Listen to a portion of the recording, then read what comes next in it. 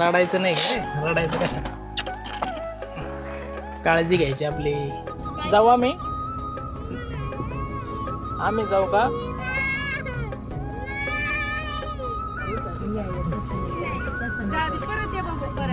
परत यायचं बाबू आपल्याला. अरे देवा कशी करते. चल बेटा चल चल, परत येऊ आपण परत येऊ. आजी येणार आहे परत. आम्ही चाललो, आजी आजोबा आम्ही चाललो, गोटू आम्ही चाललो. तर मित्रो, आता आम्ही मुंबईला चाललेलो आहे आणि आजी देखील उद्या जाणार आहे ना. तू आजी उद्या गावी जाणार आहे. तिला म्हटलं मी चल मुंबईला, पण सध्या गावी थोडी शेतीची पण कामं आहेत. आपले आंब्याची झाडं वगैरे आहेत, त्याला पाणी वगैरे पण द्यायचं असतं आणि उन्हाळा भरपूर आहे ना, त्यामुळं आंब्याला पाणी द्यावंच लागतं त्यांना 2-4 दिवसाला, नाहीतर ते वाळून जातील. आता जिजीला म्हटलं की पावसाळ्यामध्ये तरी ये आमच्याकडं. हां येशील ना? थोडा पाऊस वगैरे पडला येईल. आणि तिची तब्येत बघा किती कमी झाली, पाहिलं का? काय करते माहिती आहे का ती, तिला तिच्यासमोर काही काम असलं ना, तिला खायचं प्यायचं पण सुचत नाही, असं आहे. मग ती एकदम अशी कामातच जुंपून जाते.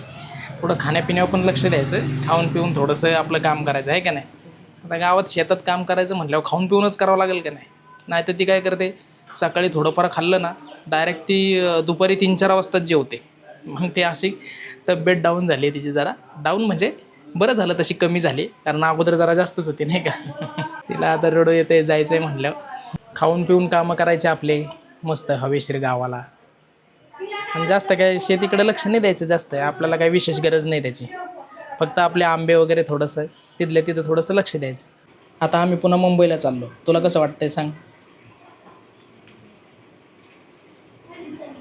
कसं वाटतंय? विचार करते. जाऊ आम्ही उद्या जाऊ. तिचं म्हणणं आहे तुम्ही आज नका जाऊ, उद्या जा. काल पण अशीच म्हणली, तुम्ही आज नका जाऊ, उद्या जा. तिला कसं लहान लेकरांना आहे ना, असं सगळं घर भरलेलं असलं की त्यांना भारी वाटतं.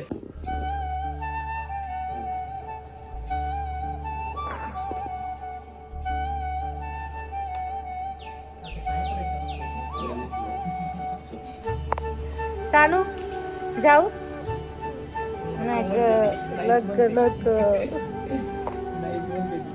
सानू दीदीचा पागे आपल्या.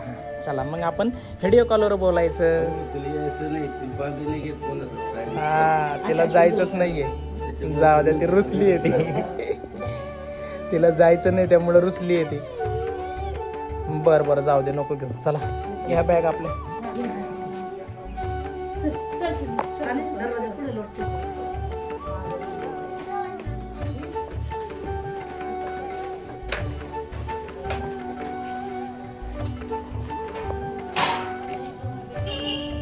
खाली ठेवा, खाली.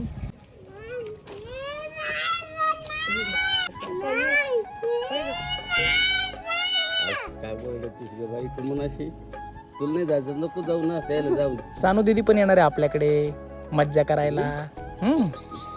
रडायचं नाही मग, आहे ना सानू? तू येणार आहेस ना? बघ हो म्हणते सानू. रडायचं नाही काय, रडायचं कशा, काळजी घ्यायची आपली. खाऊन पिऊन एकदम काम करायचं झालं तर. डोकं वगैरे बांधून जायचं कुठं जायचं झालं तर. आरामात करायचं चला आरामात काम करा तुम्ही.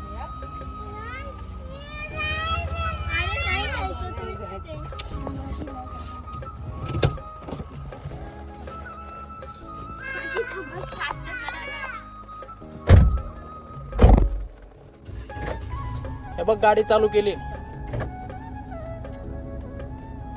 डोळ्यात पाणी बघ तिचं किती आहे, डोळ्यात किती पाणी साठून ठेवलंय बघ तिने. जाऊ आम्ही जाऊ का?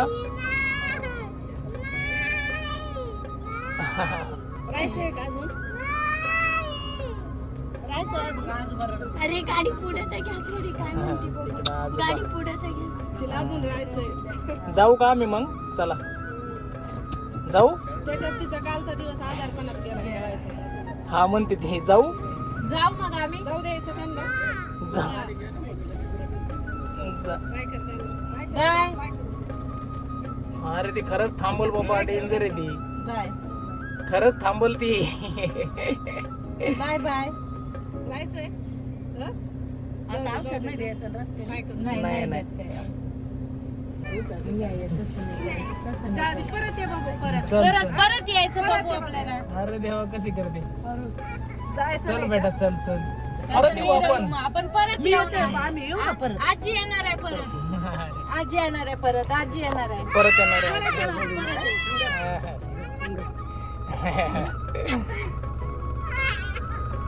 परत यायचं बाळा, परत यायचं. परत यायचंय ते बघू अरे अरे आपल्याला. अरे. चला चला चला, लावा दरवाजा चला. हा उद्या येणार आहे ती गाडीमध्ये. दादाच्या गाडीत येणार आहेत, दादाच्या गाडीत, नवीन गाडीत येणार आहेत. चला चला चला. हा, हा. बाय कर बाय कर. तसं नाही रडू बघू. चल बाळा, रडायचं नाही बेटा.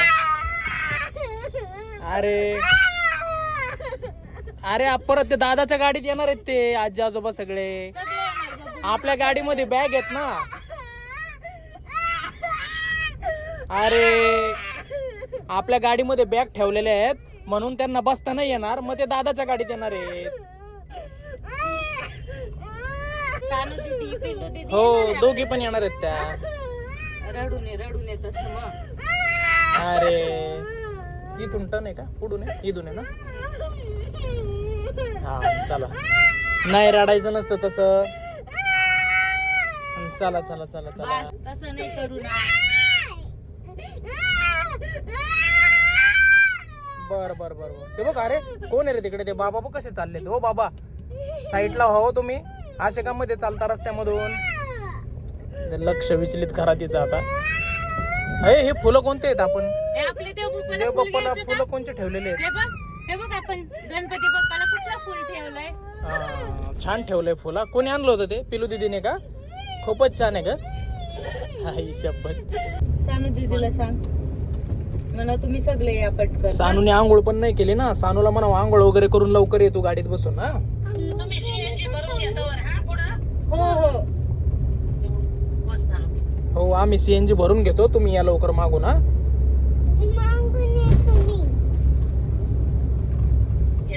आंघोळ करून ये म्हण. हा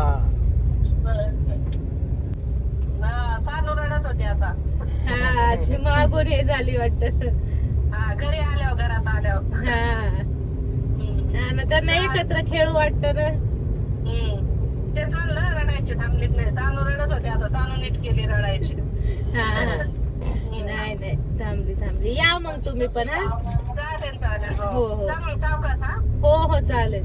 हा हा. आपण त्या दिवशी कसं सगळेजण मिळून गेलो होतो देवबाप्पाच्या पाया पडायला. ती मोठी गाडी होती ना, त्याच्यामध्ये सगळे बसत होते. पण आता ही आपली छोटी गाडी आहे, याच्यामध्ये सगळे बसतच नाहीयेत. त्यामुळे आजी आजोबा काय म्हणले की तुम्ही पुढे जा आणि आम्ही दादाच्या गाडीमध्ये मागून येतो. आता आपल्याकडे किती बॅग आहेत बघितले ना तू. 1 2 ती छोटी बॅग 3, तुझी एक खाऊची बॅग 4 बॅग आहेत आपल्याकडं. मग ते आपल्या गाडीत बसत नाहीत.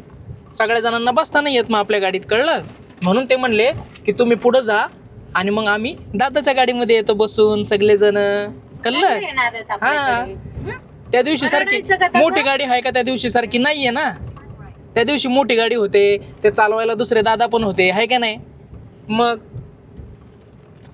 म्हणून आता आपण पुढे चाललोय. आणि दादा आणि ते लगेच आहेत ना, दादा शाळेवर गेलेत ना आता. मग दादा शाळेवरून माघारी आले की मग आपण मग ते गाडी घेऊन येणार आहेत.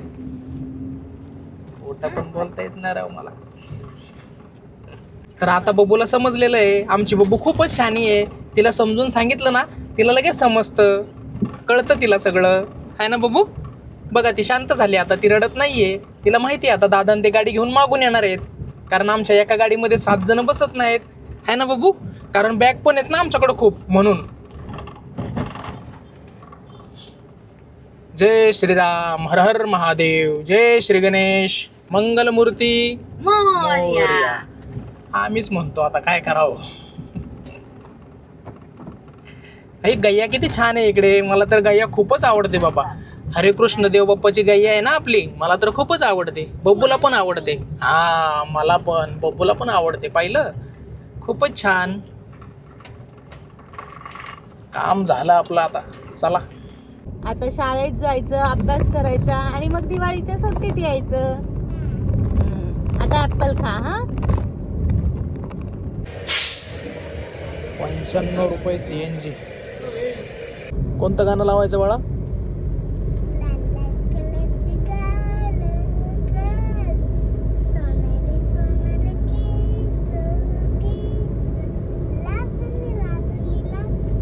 खोडीच्या लेकीची फरमाईश आली आहे की लाल लाल कलरची बांगडी हे गाणं लावा म्हणून. लावा लावा. काय बाबा, लेकरांना गाणे आवडतील. सानू दीदीने तिला फुल स्टेप शिकवलं.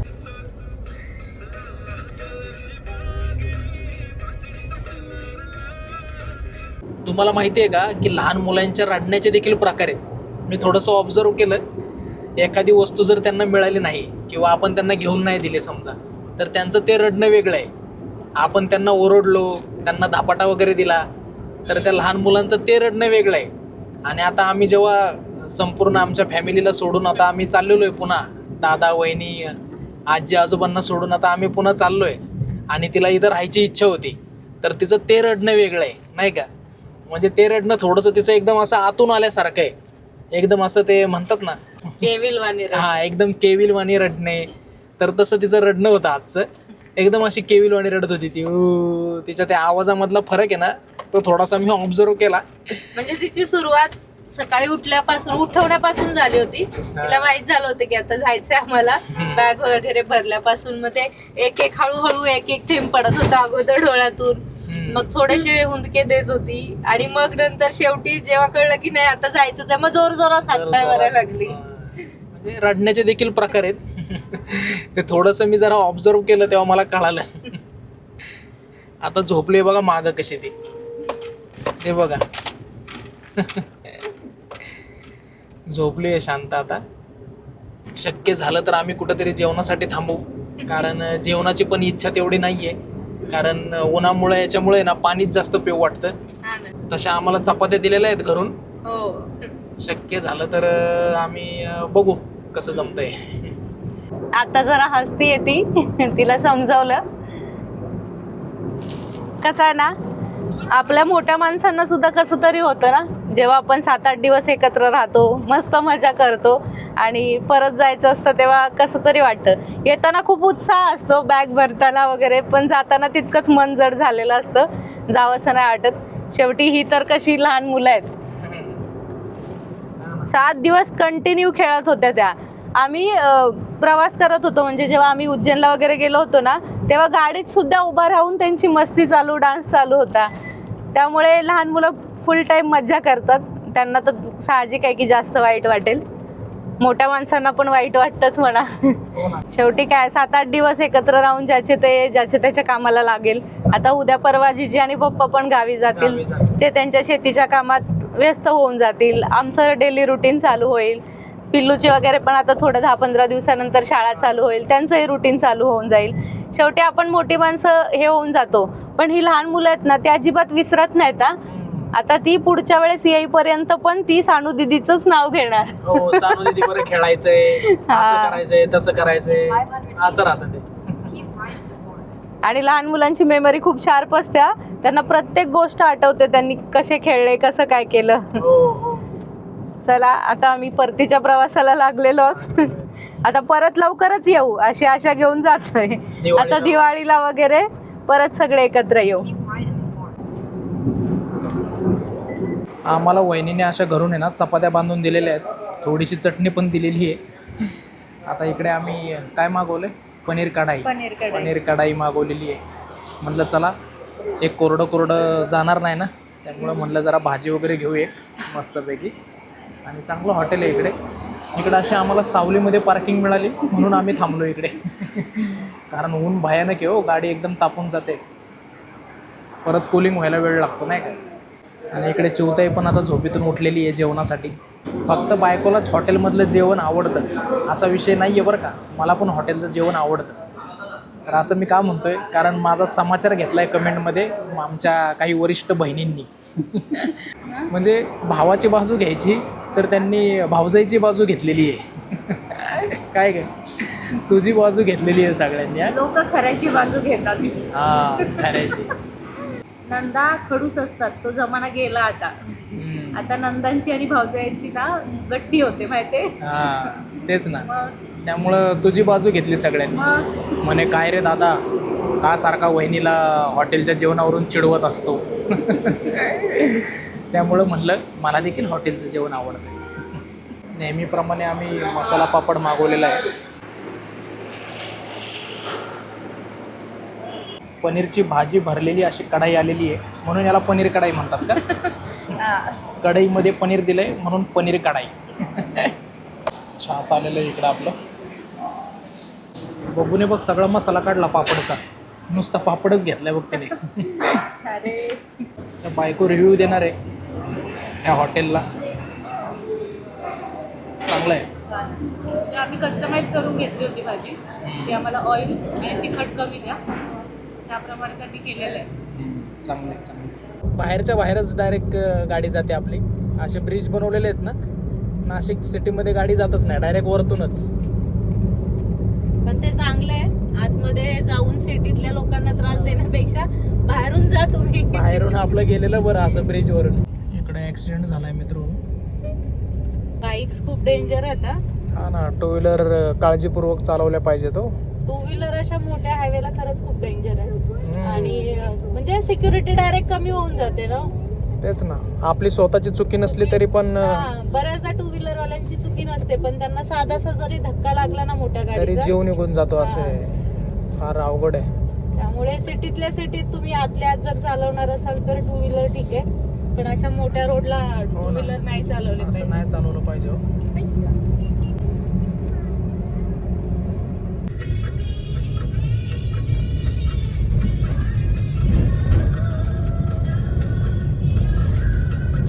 फक्त माझ्या बायकोसाठी त्यानं बघ काय केलंय. तुम्ही पण करा माझं काहीतरी. गाडी फक्त माझ्या बायकोसाठी. हा तुम्ही पण करा ना माझं काहीतरी. काय करू, असं नाव टाकू का गाडीवर? नाही ह्या नका टाकू, आता नवीन घ्याल गाडीवर असं टाकतो फक्त माझ्या बायकोसाठी. हा? तेवढं प्रेम असावं लागतं बायकोवर. हा ना. असंच नाही कोणी टाकत. त्याला विचारावं लागेल आपल्याला नेमका काय विषय. आता 6:10 झालेले आहेत आणि अर्ध्या तासामध्ये आता आम्ही घरी पोहोचू. खूप भारी झोप झाली तिची, 3 तास झोपली जवळपास ती. हो मस्त आणि झोपली. इकडं असं शहर आलं की थोडंसं ट्रॅफिक चालू होतं. ऑफिस सुटायचा वेळ आहे त्यामुळं असं ट्रॅफिक लागलेलं आहे. बघू आपला व्हिडिओ आवडल्यावर काय करायचं. लाईक करा, सबस्क्राईब करा.